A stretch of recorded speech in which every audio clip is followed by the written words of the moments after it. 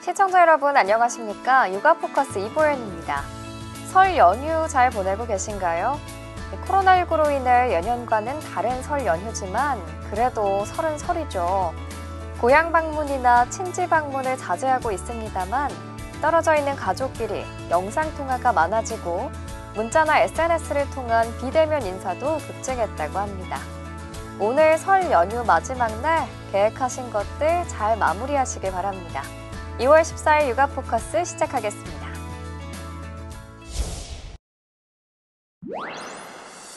서울시는 감염병 전담 요양병원으로 3곳을 지정했습니다.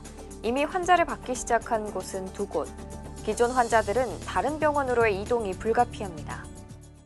일부는 다른 병원에 가신 분도 계시고 저희가 송파점이 있기 때문에 송파점으로 일부는 가셨고요. 갑자기 수백 명의 환자가 내쫓길 상황에 처하자 병원에 호소문이 붙기도 합니다. 아직 환자를 받지 않고 있는 한 전담 요양병원은 의료진들의 격렬한 반발이 알려지면서 대응조차 꺼리는 상황. 원장님 지금 바쁘셔가지고요. 나중에 연락드릴게요. 병원 의료진들로선 한 번도 해본 적 없는 코로나 관련 의료 행위를 받아들이기 어려울 수밖에 없습니다. 전담 요양병원 지정 자체가 졸속이고 탁상 행정이었다는 비판이 나옵니다. 요양병원은 사실상 치료 기능은 그닥 없단 말이죠. 시스템적으로 병실도 1인실이고 음압이 되면서 감염병이나 중환자 치료 경험 전문 인력이 있고 탁상 행정이라고 한 얘기가 그래서 그런 거죠. 전담 요양병원 내 의료진이 턱없이 부족할 것이란 지적이 처음부터 제기됐지만 마땅한 대책은 없습니다. 인력 부족 부분에 대해서는 혹시 어떻게 좀 해결을 해야 될까요?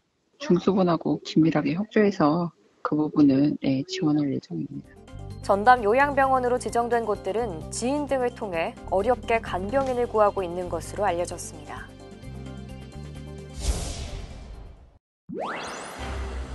코로나19가 유행한 이후 성인 10명 중 4명은 각종 이유로 응급치료가 필요한 상황에서 응급치료를 받지 못했다는 조사 결과가 나왔습니다.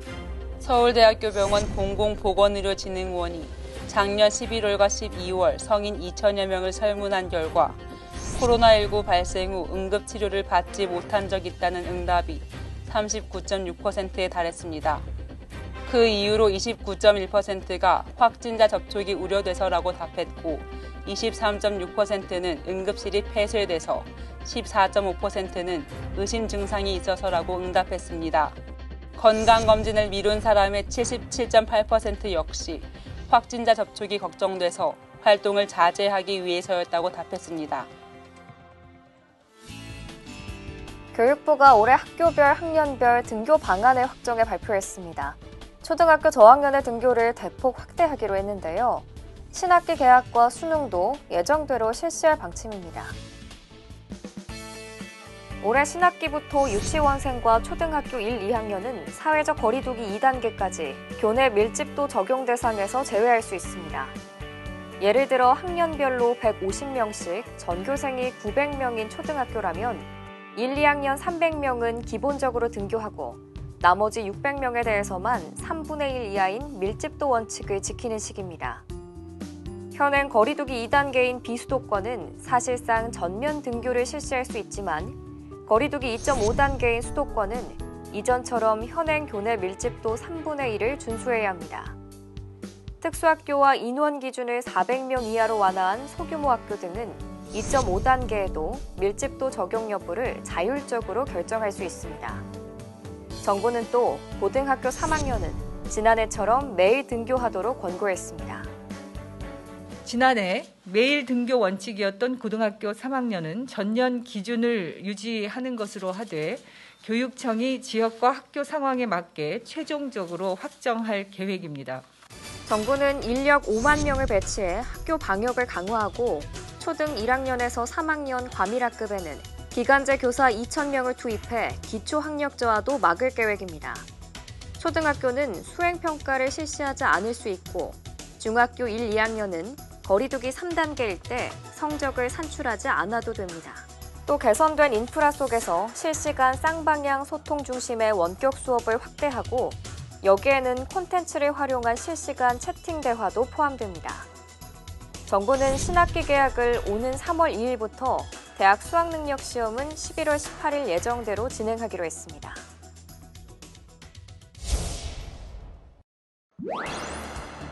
초등 저학년을 중심으로 등교 확대에 방점을 찍은 교육부. 돌봄 공백 속에 마음을 졸여온 학부모들은 일단 숨통이 트일 것으로 보입니다. 그러나 학생들이 다시 학교로 몰리면 교내 감염 가능성이 커지는 것 아니냐는 우려도 동시에 제기됩니다. 이렇다 보니 학부모들 사이에선 온라인 수업을 받을지 등교를 시킬지 선택권을 넓혀달라는 목소리까지 나옵니다. 청와대 국민청원이 잇따라 올라오고 맘카페 등 온라인 커뮤니티에서도 논쟁이 뜨겁습니다. 공간이 확보가 안 된다는 얘기는 좀 들었거든요. 온라인으로 좀 양질의 수업을 받을 수 있는 선택권이 있으면 좋을 것 같고. 교육부는 원칙적으로 등교 선택권은 줄 수 없다는 입장입니다.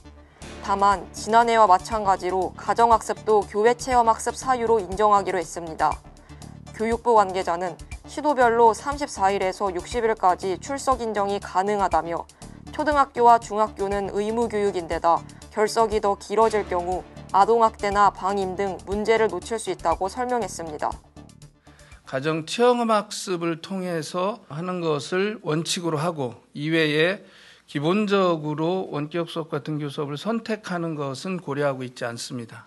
감염병의 확산 정도나 이런 부분들을 종합적으로 고려해서 교육부는 등교 확대 추진은 철저한 방역을 전제로 한 만큼 방역 인력 지원에 총력을 다하겠다고 밝혔습니다. 올해 신학기부터 초등학교는 전반적으로 등교가 확대되지만 중학교나 고등학교는 지난해와 등교 양상이 크게 다르지 않을 전망입니다. 원격 수업에 따른 학습 격차가 여전할 거란 우려가 나옵니다. 지난해 2학기 원격 수업 관련 설문조사에서 전국 초중고 학부모와 교사의 60% 이상은 학습 격차가 커졌다고 답했습니다. 특히 자기주도적 학습 능력이 떨어지는 초등학교 저학년생들은 타격이 더 클 수밖에 없었습니다. 정부가 초등학교 1학년과 2학년은 신학기부터 거리두기 2단계까지 매일 등교가 가능하도록 한 이유입니다. 좀 더 안정적인 학사 운영과 교육과정 구현을 위해 등교 수업은 철저한 방역하에 자율적이고 탄력적인 학생 참여 수업을. 반면 중학교나 고등학교는 기존처럼 밀집도 적용을 받아 격일 등교 같은 퐁당퐁당식 등교가 예상됩니다. 고3을 매일 등교하도록 권고한 만큼 과밀학급 고등학교의 학생들은 거리두기 단계에 따라 격주 등교를 하거나 아예 가지 못할 가능성도 있습니다. 이에 지난해처럼 사교육 의존도가 커지며 특히 저소득층을 중심으로는 학습 격차가 더 커질 수 있다는 우려도 나오고 있습니다. 스스로 알아서 하도록 하는 이런 방식보다 기술적으로는 맞춤형 교육을 할 수 있는 이런 AI 활용 교육이 있긴 하거든요. 중고등학교는 안 돼 있는데 그런 부분들을 조금 더 빨리 개발할 수 있도록. 교육부는 기초학력 보장을 위한 온라인 콘텐츠를 제공하고 소규모 보충 수업 등을 지원할 계획이지만 등교 수업만큼 효과를 볼 수 있을진 미지수입니다. 엄마의 손을 잡고 학교를 찾은 아이들. 2021학년도 초등학교 입학을 앞둔 아동들입니다. 이달 전국 초등학교에서 예비 소집일을 가진 가운데 100명이 넘는 아동들이 예비 소집에 불참한 것으로 확인됐습니다.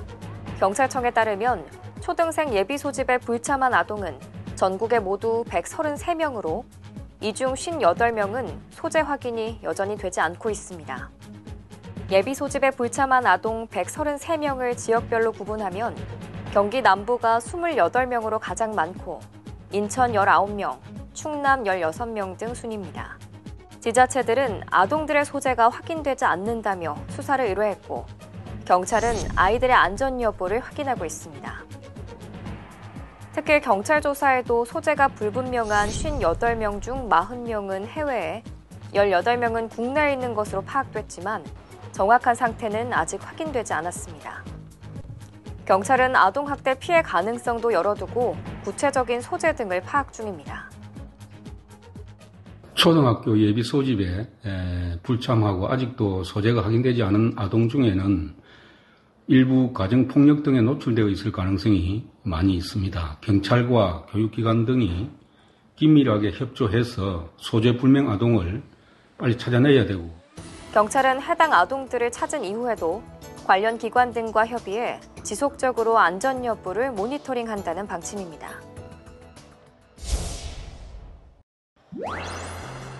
지난 한 해 국내에서 거주지를 옮긴 이동자 수는 773만 5천 명으로 2015년 이후 가장 많았습니다. 이동자 수가 2019년보다 63만 1,000명이나 많았는데 전년 대비 증가율만 보면 21년 만에 가장 큰 폭이었습니다. 인구 이동은 산업화나 고령화가 어느 정도 진척되면 감소하는 경향을 보이며 우리나라도 2000년대 중반 이후 줄곧 감소했는데 지난해의 경우는 이례적이었습니다.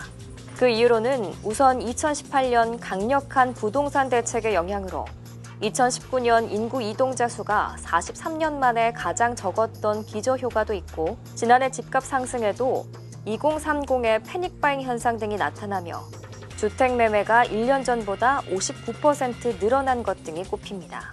크게 증가한 이유는 주로 이제 주택 매매나 전월세 거래 등 주택 사유로 인한 이동이 많이 증가한 데 따른 영향인 것 같습니다.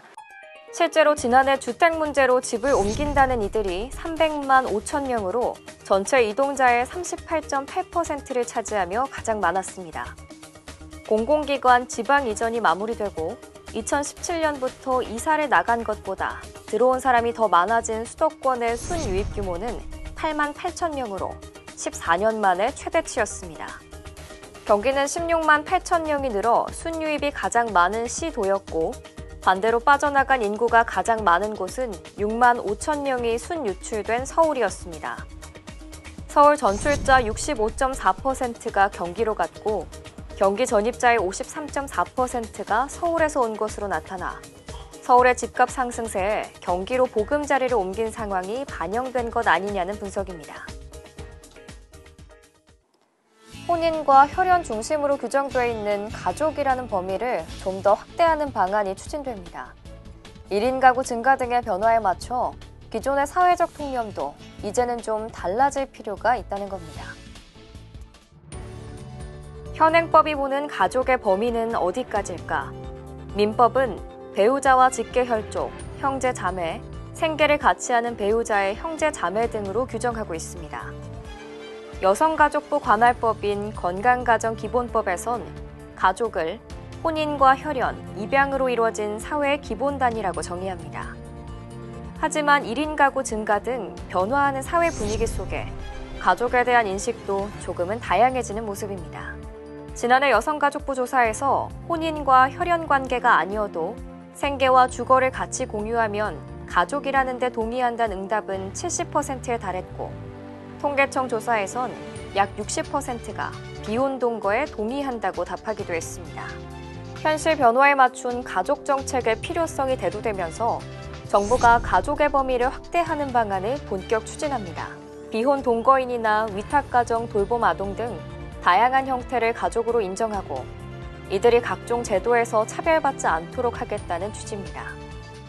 현행 그 가족 관련해서 어떤 법적 개념이나 정의 이런 것들, 법률은 혈연 중심으로 규정되어 있는데 이런 것들을 확장을 해서 다양한 가족을 포용할 수 있도록 여가부는 이 같은 내용을 골자로 한 4차 건강가정기본계획안을 공청회에서 공개하고 관계부처 협의 등을 거친 뒤 오는 3월 확정된 안을 발표할 예정입니다.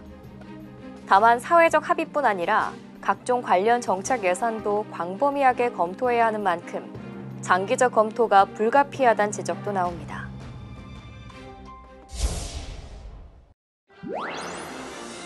(3만 7천여 마리의 산란개를 사육 중인 경기도 화성의 한 농장입니다. 농장 입구에 살처분의 부당성을 알리는 현수막이 여러 장 걸려 있습니다. 한 달 전 반경 3km 내 또 다른 산란개 농장에서 AI가 발생해 방역당국이 살처분을 명령하자 거부하고 있는 겁니다. 사육 환경 등에 대한 고려 없이 거리만을 근거로 살처분을 강요하는 것은 부당하다고 주장하고 있습니다. 그 병에 잘 안 걸리게 튼튼하게 그렇게 기르는 사육 방법을 써서 길러오고 있습니다. 예방 접종도 철저히 하고 차단 방역을 잘 해서 이제 외부로부터 또 병이 들어오지 않게 이렇게 기르고 있는데 실제로 이 농장은 좁은 케이지에서 밀식 사육하는 일반 농장과 달리 닭을 방목해 친환경적으로 키우고 있고 외부와의 접촉도 철저히 차단한 채 방역하고 있습니다. 또 인근 농장에서 AI가 발생한 이후 매일 검사를 시행해 모두 음성으로 확인됐습니다.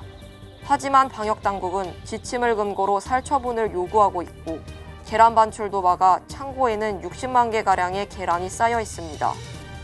전문가들은 예방 백신으로도 AI 확산을 충분히 차단할 수 있다며 살처분 중심의 방역 정책을 중단해야 한다고 지적합니다. 살처분을 할 때 비용이 많이 들고요. 그러니까 이제 윤리적인 문제도 있고 이제 환경 오염도 심하고요. 백신을 병행을 해서 정책을 다시 디자인을 하는 게 농장 측은 경기도에 살처분 취소 행정 심판을 청구했습니다. 고병원성 조류 인플루엔자로 급등한 달걀 가격 안정화를 위해 정부가 공급량을 늘렸지만 달걀 가격은 오름세를 나타냈습니다. 축산물 품질평가원에 따르면 지난 1월 29일 기준 특란 30개 한 판의 소비자 가격은 전날보다 97원 오른 7,350원으로 사흘새 8.7% 급등했습니다. 과일 가격도 올랐습니다. 지난 29일 기준 후지 사과 상품 10개의 소매 가격은 33,511원으로 평년보다 만원 이상 높았고 신고배 상품 10개 소매 가격 역시 47,808원으로 평년보다 16,000원가량 높았습니다. 이번 순서는 설 연휴를 맞아 특별히 준비한 내 아이를 위한 동화 시간인데요.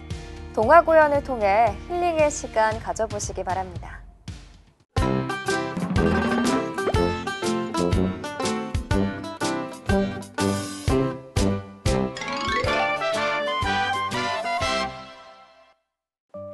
꼬마 생쥐 봄봄이가 놀러 나가자 친구들이 놀렸어요. 봄봄이야 이거 좀 봐. 산딸기처럼 빨개. 봄봄이는 산딸기예요. 봄봄이는 가슴이 콩닥콩닥 뛰고 얼굴이 더 빨개졌어요. 봄봄아 무슨 일 있니? 엄마 친구들이 나보고 산딸기 봄봄이래요. 우리 봄봄이 속상했겠구나. 부끄러움이 많아서 그런 거 아닐까? 엄마, 그거는 어떻게 해야지 없어져요? 뭔가 용기 있는 행동을 해야만 없어진단다. 제가 할 수 있을까요? 걱정 마. 누구나 마음속엔 용기의 씨앗을 가지고 있대. 어느 날 숲속에서 놀고 있던 봄봄이는 깜짝 놀랐어요. 떠돌이 돼지들이 금비를 괴롭히고 있지 뭐예요. 돼지들은 금비의 모자를 빼앗아 장난을 치고 있었어요. 어떻게 하지? 봄봄이는 숨을 크게 쉬고 소리쳤어요. 그 모자 어서 돌려줘. 뭐야? 쬐끄만 생쥐잖아. 봄봄이는 덜덜 떨렸지만 다시 용기를 냈어요. 어서 그 모자 돌려주라니까. 봄봄이의 얼굴이 점점 빨개지더니 울긋불긋 이상하게 변하기 시작했어요. 괴물이다! 돼지들은 빨리 달아났어요. 우와, 봄봄아, 너 정말 최고야. 고마워. 뭘, 난 그저 돕고 싶었어. 봄봄이의 얼굴은 다시 기쁨으로 빨개졌대요.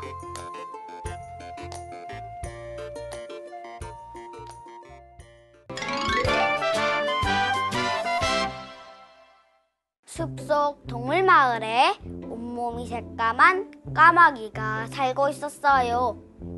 친구들은 언제나 까마귀를 놀렸어요. 얼레꼴레리 얼레꼴레리 까마귀는 까맣대요 메롱. 까마귀는 슬펐어요. 어느 날 노래자랑 대회가 열렸어요. 깍! 깍! 까마귀는 열심히 노래 연습을 했어요. 많은 동물들이 모여 멋진 노래 송체를 뽐냈지요. 이제 까마귀 차례가 되었어요. 깍깍깍깍깍깍깍깍 깍깍깍깍깍깍깍 깍깍깍깍깍깍깍. 까마귀는 이상한 소리만 나오는 거예요. 쟤는 목소리까지도 못생겼네. 친구들이 놀리자 까마귀는 몹시 실망하며 날아가 버렸어요. 그날 밤 숲속 마을에 도둑이 몰래 나타났어요. 아이, 글쎄, 토끼네 집에 당근이 없어졌대요. 곰 아저씨네는 꿀이 없어졌다는데요. 도둑이 나타나서 물건이 없어진다는 소문이 돌았어요. 뭐? 우리 마을에 도둑이 든다고?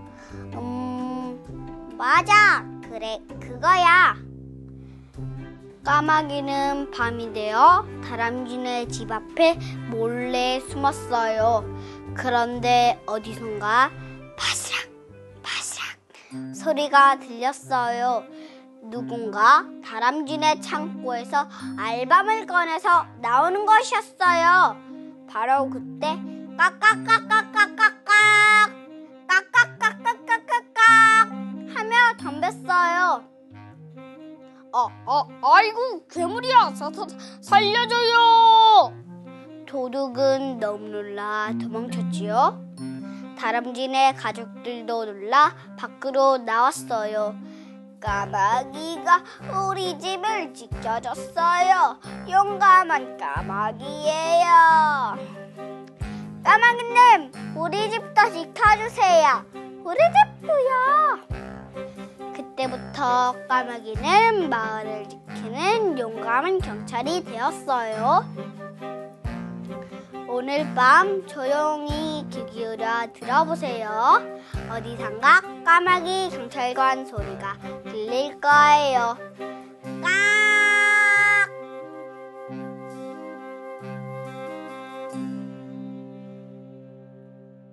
이번 순서는 한 주간에 있었던 우리나라 인구에 대한 각종 통계와 정부 지자체의 인구 정책 등을 만나보는 인구 이슈 시간입니다. 지금 만나보시죠.